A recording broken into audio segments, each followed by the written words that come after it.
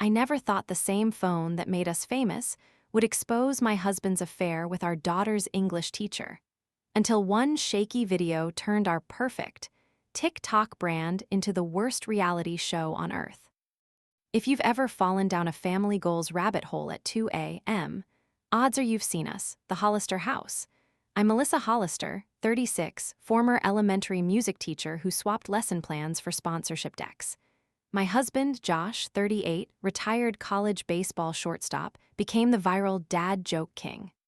Our kids, 16-year-old Riley and 8-year-old twins Mason and Mia, were the adorable glue. The old origin story still circulates. Spring 2020, first lockdown, Josh balances a glass of milk on his forehead while flossing in our tiny Kansas City kitchen. I film, post on a whim, 9 million views in 3 days. Quaker Oats offers a short ad deal, Disney sends free ears. Flash forward, 18-month whirlwind, 10 million followers across TikTok, YouTube, and Instagram. We quit day jobs. We moved to Dallas into a 5-bed stucco with an infinity pool and a built-in content studio. Our daily life evolved into a TV production schedule. 6:00 a.m. Sunrise montage with drone. 7:00 a.m. Serial prank on twins brand integration. 8:30 drop-off at Meadowview Academy, Riley vlogs, get ready with me. Noon, couples dance challenge in kitchen. 2:00 filming brand tutorial. 4:30 twins, soccer TikTok. 8:00 live Q&A 10:00 I'd edit until my vision blurred. Hashtags, Team Hollister Real Life Incredibles ad. On camera, Josh and I joked in sync. Off camera, we debated deadlines and boundaries. My breaking point came each time Josh pitched filming the twins' first dentist appointment or Riley's homecoming prep. I argued childhood moments weren't B-roll. Josh argued fans grow with us. We compromised, sometimes. Despite tension, we kept metrics high. Riley loved performing but reminded us she was a student first. She thrived at Meadowview, a college prep school that loved to tout influencer partnerships in brochures. Her sophomore English teacher, Miss Cassidy Parks, 27, pixie haircut, champion of slam poetry, was popular among students. Josh and I featured her in a teacher appreciation collab, 11 million views, a toothpaste brand sponsor. Cassidy seemed flattered and posted backstage selfies with Josh. Setup still looked perfect through filters, brand checks, PR invitations, and fans DMing, "You're my hope in this sad world." But cracks hid. Josh stayed up late on his laptop in the guest room, negotiating merch drops. I believed him mostly. Riley's mood swings increased. She'd vanish into her room after filming, claiming homework overload. We chalked it up to teenage life. Thursday, September 22, Meadowview hosted the annual Fall Fest, a carnival of food tents, pep rally, parent-teacher chili cook-off. Josh insisted we vlog a wholesome school pride video. Riley volunteered to film. Canon sent us a new 4K G7X she was itching to test. I layered on tinted moisturizer, double-checked nails, threw on our matching family merch crewneck, and rehearsed lines in the car. "Hey Hollister House fam, we're taking you inside Meadowview's legendary chili throwdown, taste buds beware." At Fall Fest, we filmed the twins on bounce houses, teachers dunking the principal, student jazz band. I waved at my former colleague Mr. Diaz. Riley wandered off capturing B-roll, promising to meet at the funnel cake booth. Sunset painted the field gold when we wrapped. Riley returned, smile tight. I assumed she was hangry. Back home, Josh imported footage into Final Cut while I bathed the twins. Riley stayed unusually quiet, skipped dinner, and disappeared upstairs. I chalked it up to teenage hormones and editing exhaustion. At 11, I opened my office door to find Riley at my computer, tears streaming down her cheeks. She whispered, "Mom, I didn't know what to do, I saw something." I thought maybe bullying footage. She clicked clip 37. The view wobbled behind Meadowview's bleachers. Josh leaned against a column, Cassidy stood toe-toe, both laughing intimately. Cassidy's hand grazed his chest, he cupped her waist. Then, the kiss. Slow, unhurried, deeply familiar. My breathing stopped. Riley sobbed. I went to find Mason. I heard voices, I'm sorry. I hugged her tight, forcing calm even as my stomach lurches. Shock quickly mutated into protective rage. First priority, secure evidence. I transferred clip 37 and 3 related files to an encrypted drive along with camera metadata timestamps. I wiped them from the SD card. We deleted the clips from Josh's editor folder. I changed the drive label to Music Theory 2021, Josh never checks. Riley begged, don't post that. I don't want people calling me liar. I promised nothing would go public without her consent. Still, I knew we couldn't pretend. At midnight, I texted Josh, neutral, need help planning tomorrow's collab. He replied, thumbs up. He'd drink his nightly sports electrolyte while DMing Cassidy, clueless I watched my own heart's autopsy. Looking back, I realize I spent the night in 3 phases. 1, shock playback, looping betrayal. 2, brand panic, mortgage, kids, tuition. 3, mama bear strategy, protect Riley. When dawn light spilled onto my mood board, I poured coffee and faced reality. Confrontation alone wouldn't protect Riley if, God forbid, Cassidy spun it as a student-altering footage. Our life was public. We needed the truth public too, before rumors twisted it. Friday morning, Josh breezed into the kitchen humming Lizzo, muscles flexing under merch tee. He kissed my cheek. I forced a smile that probably looked like dental freeze. Riley left early claiming study group. The twins argued over cereal marshmallows. Josh filmed a yogurt prank segment. I noted how easily he lied on camera about everything, waking up grateful. After drop-offs, he left for a Dallas gym collab. I used that window to gather evidence. Hotel invoices in our joint email, Apple location history. He disabled sharing last month, red flag. Venmo logs paying Cass P for poetry tutor sessions. That afternoon, I called my best friend and former coworker Tasha, now a digital rights lawyer. She gasped, then said, cheating sucks, but parent-teacher relationship crosses professional boundaries. District will flip, gather screenshots. She advised not posting yet, consult PR crisis manager first. She also said we needed therapy lined up for Riley. When Josh returned, I pretended migraine and locked myself in office. He shrugged, editing sponsor reels. That night I drifted through routine, twins, bedtime story, dishwasher hum, good night babe. He scrolled phone next to me. I lay rigid, heart pounding. Saturday morning, he flew to San Diego for a fitness app shoot, perfect. I told Riley she could skip weekend filming. We binge-watched Gilmore Girls and ate nachos. She laughed once, first time since that clip, but at 2 a.m. She texted from her room, what if they blame me? I climbed into her bed and whispered, blame sits with liars, not recorders. She finally slept. I started drafting an outline titled Truth Time, Family First. By Sunday evening, I had 2 options: a quiet lawyer letter to Meadowview and divorce attorneys, or a livestream confession salvaging Riley's narrative before Cassidy or tabloid leaks. I weighed mental health versus brand collapse. Then I pictured Cassidy teaching freshman English next semester, maybe still flirting with Josh in hallways. Fury won. Monday morning, I emailed our manager to cancel all shoots for the week. Josh landed that night. I greeted him with microwaved pizza and fake enthusiasm. Inside, adrenaline drummed. Tuesday, I gathered production gear, ring light, tripods, lav mics. But I also prepped boundaries. No twins on camera, Riley voluntary. I wrote a script, then deleted it. Truth should be unscripted. At dinner, I told Josh, let's do a raw Q&A tonight. Fans miss authenticity. He lit up, we need it. I nodded, thinking, yes, you do. We put twins to bed, set up living room backdrop, neutral wall, fairy lights. Chat spiked to 100K pre-live. Josh flashed dimples. I pressed Geo live. I opened with usual greeting, but voice wavered intentionally.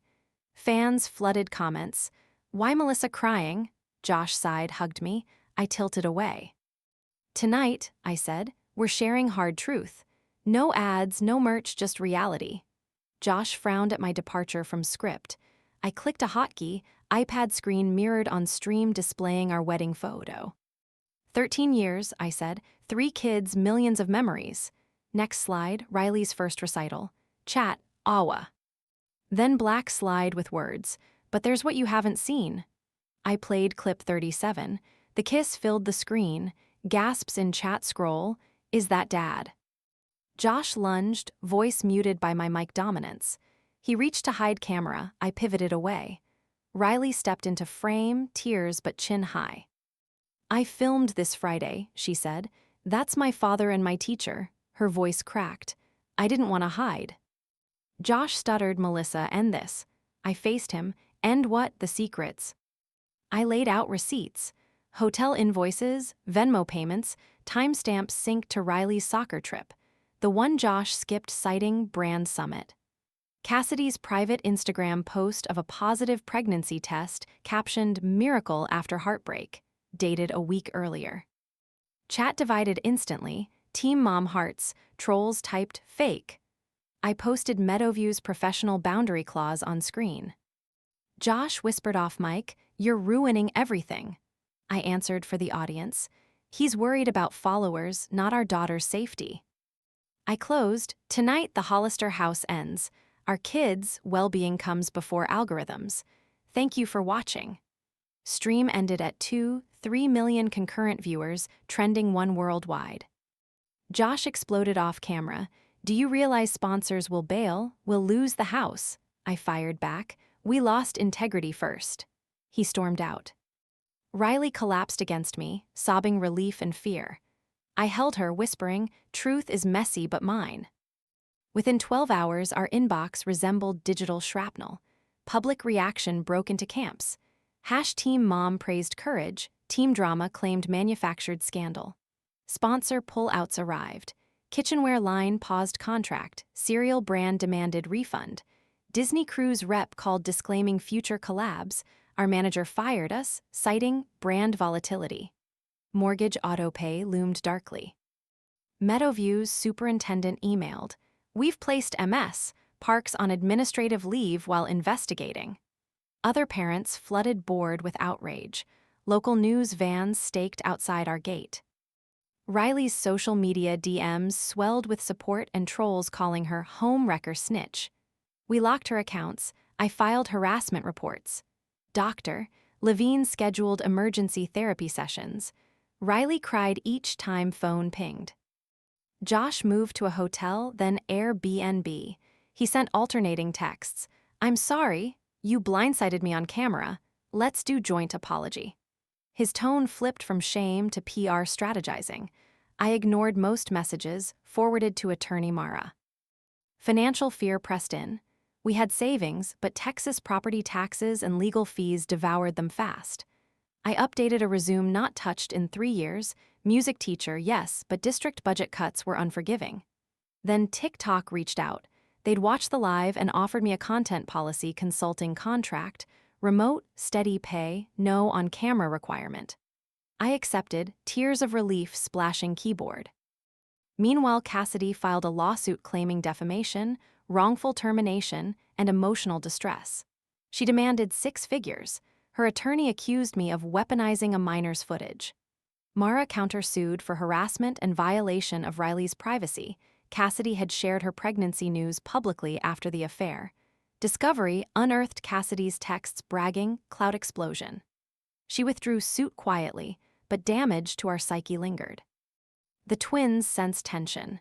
Mia asked, "Is Daddy in timeout?" I explained he'd made a grown-up mistake. We were sorting it out. Mason built a Lego truth detector and scanned my phone, beeping whenever news push notifications popped. 3 weeks post-stream, #Hollister House account remained deactivated. My mannerless inbox still pinged with brand offers for Melissa's empowerment journey. I deleted them. But TikTok's Youth Voices program emailed, inviting Riley to join their first cohort. She hesitated, fearful of spotlight. Dr.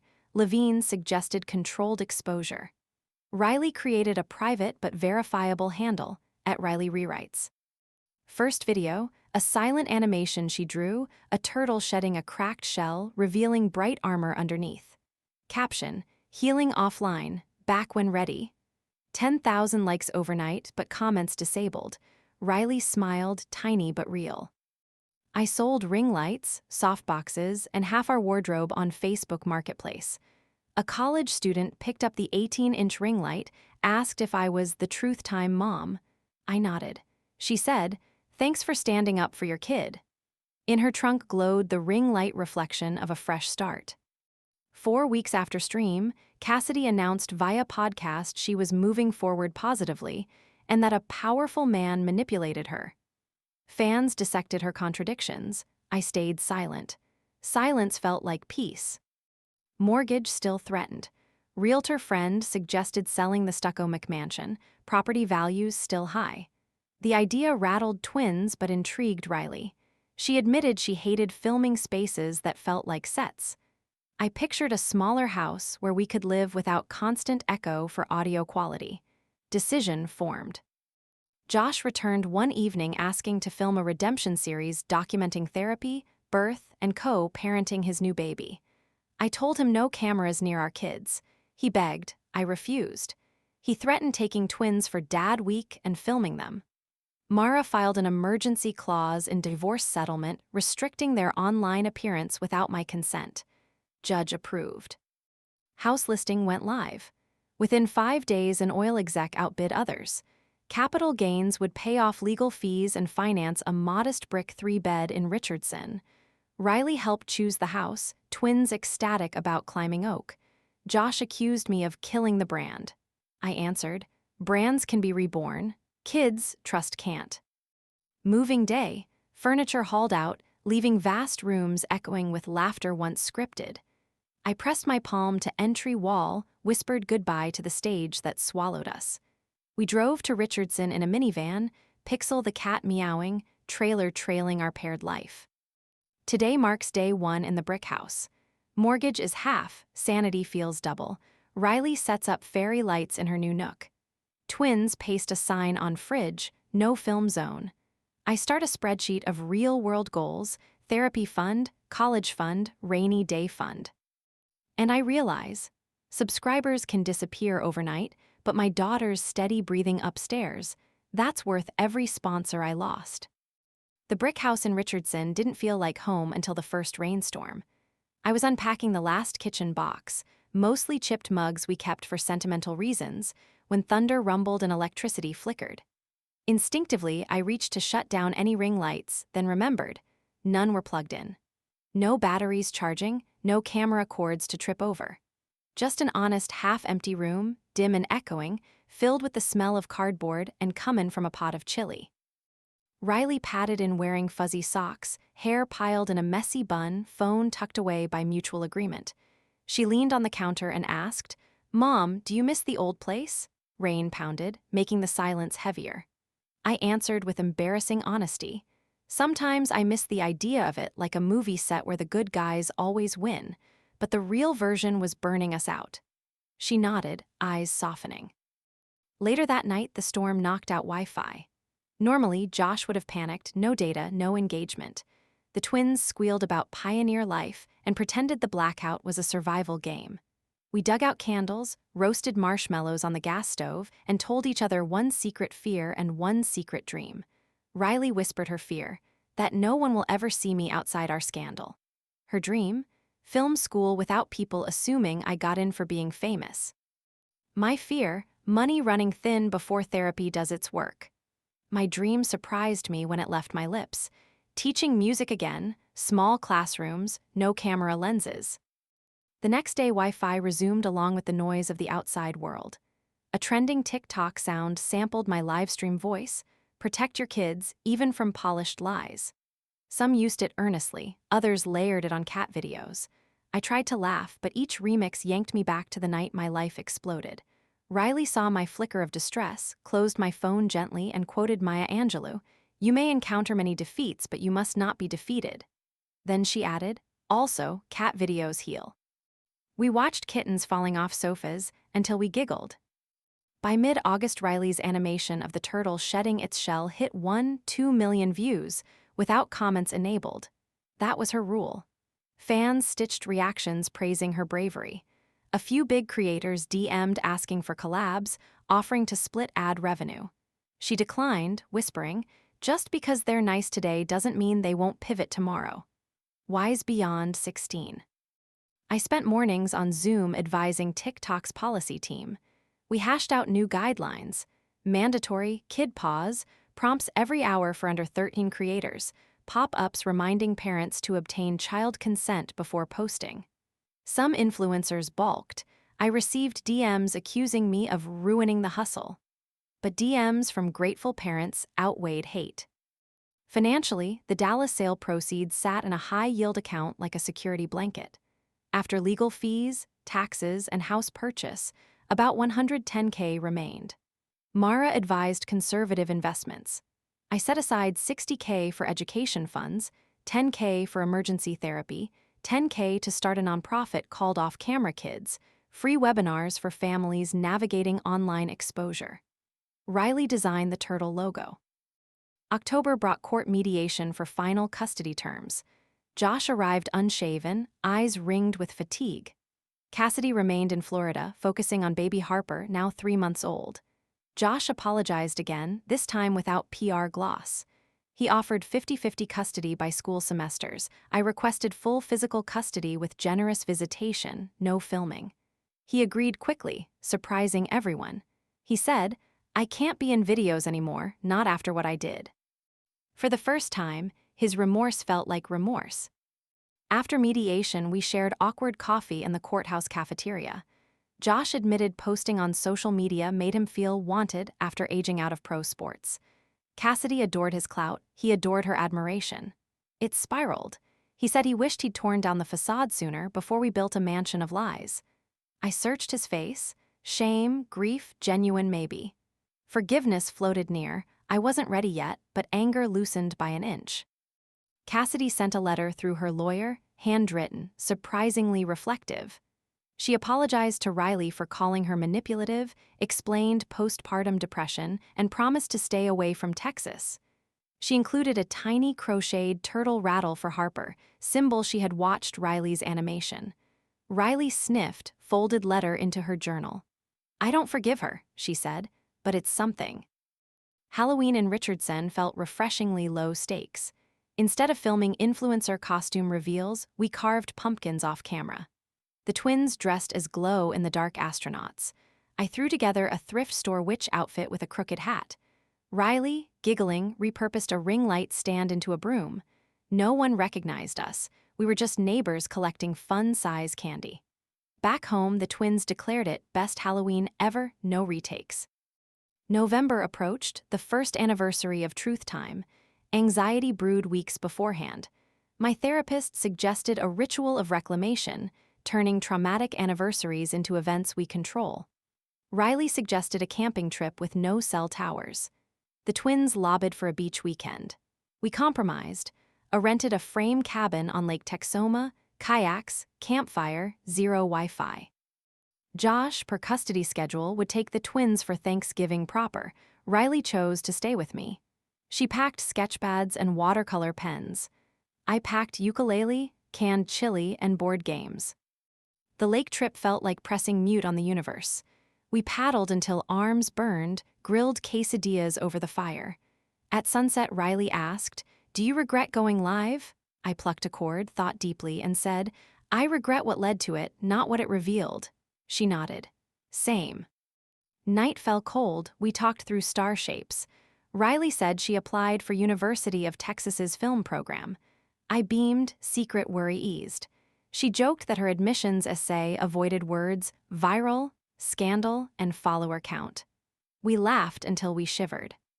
Back home, mail awaited. UT acceptance envelope for Riley, plus kids got 501c, 3 status.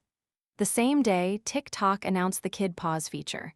My name sat in small print credits. Tears pricked unexpectedly, proof good can sprout from ash. Financially, we were steady, but I missed teaching.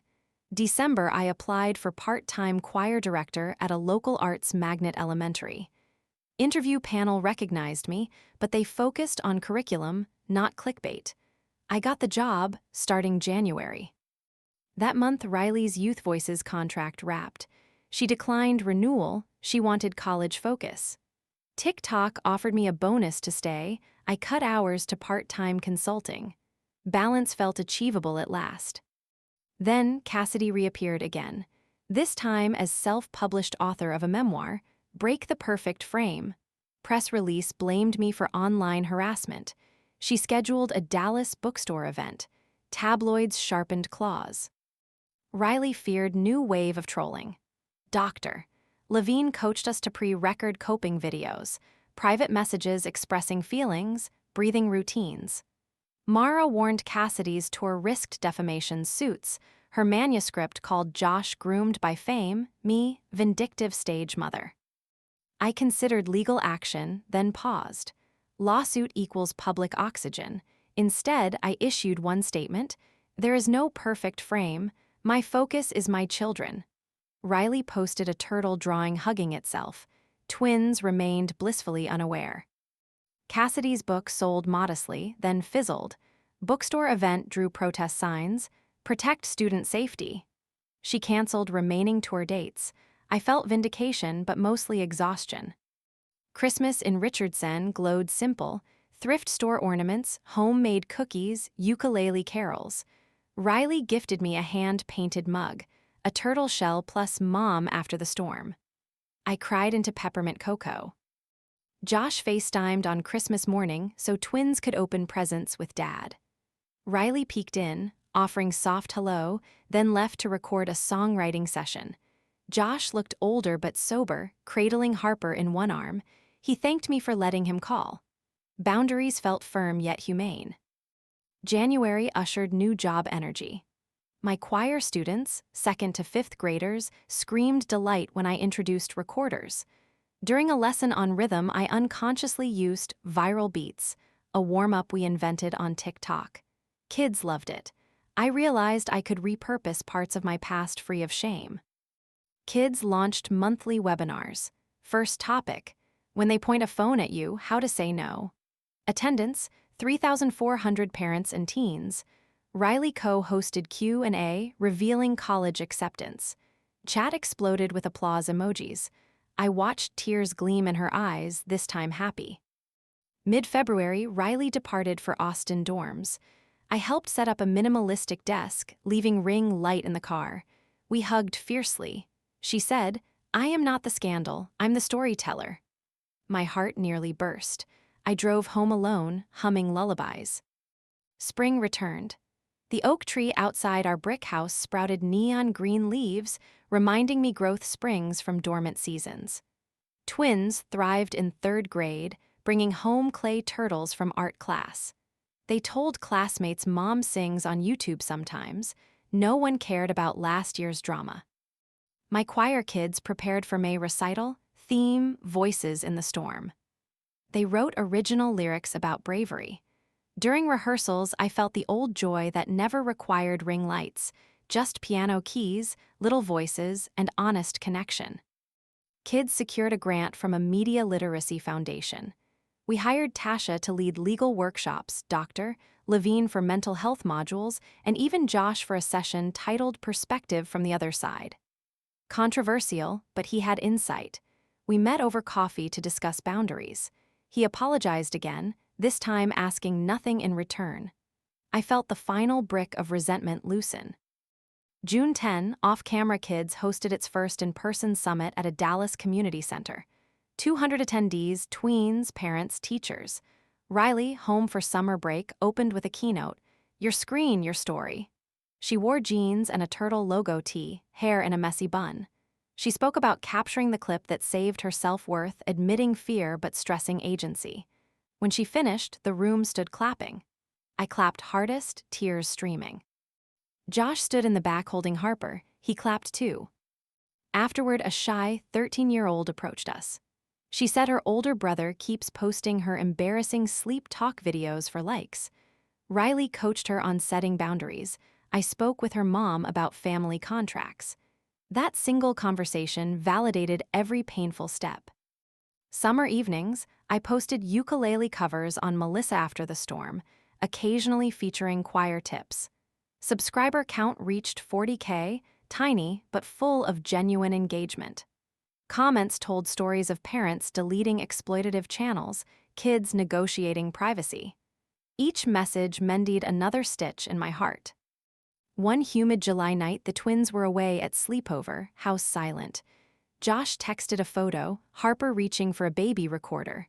Caption, "Music travels." I smiled. Forgiveness hadn't felt possible a year ago, now it felt natural. I replied, "Glad she hears melody." August 23 marked 2 years post-Truth Time. Riley, now 19, posted a time-lapse video painting a sunset turtle mural on her dorm wall. She included a short text overlay. Some storms reveal the sky. Views, moderate. Comments, supportive. No hashtags, she didn't need virality. I sat on my porch, iced tea sweating, thinking how a single phone clip collapsed a brand but raised a boundary. Perhaps that's the moral. Some lessons cost you every sponsor, every pillow-perfect illusion. Love needs trust. I only learned that by going live and letting the storm sweep away what was never solid. What remained was the melody of real life, sometimes off-key, always honest, never needing a ring light to shine. If you're scrolling at 2 a.m., craving family goals, I hope our story pops up, not as drama but as cautionary harmony. Protect your kids, protect your heart, and remember the camera is just glass and wire. The real show is the life you live when the record button is off.